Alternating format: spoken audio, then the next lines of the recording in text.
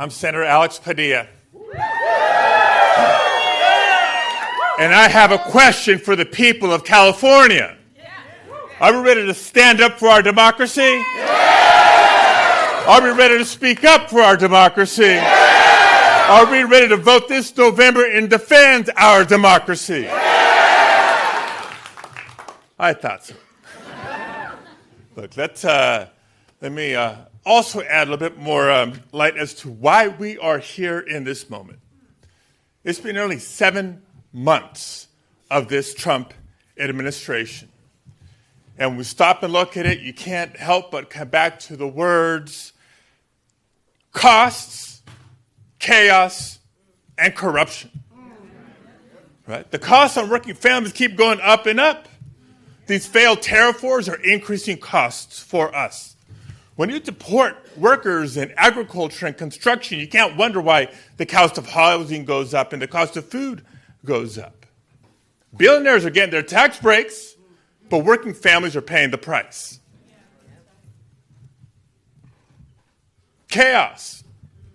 It's not just these on-again, off-again tariff wars out of the White House.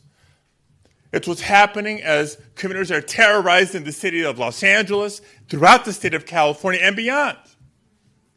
That's right, when masked agents come out of unmarked cars and disappear people, that is intentionally created chaos. Violating the Constitution. Not just bad for democracy, it's also bad for the economy. But worst of all is the corruption. And I won't get into the ways that Donald Trump and the whole family is enriching themselves by leveraging this position. We're here to talk about what's happening in Texas and California as it pertains to redistricting. When Donald Trump calls officials in Texas and says, give me 5 more Republican seats, didn't it sound the same as when he called the Secretary of State in Georgia after losing in 2020 and saying, find me 11,000 more votes? It's corruption. He's trying to rig the system.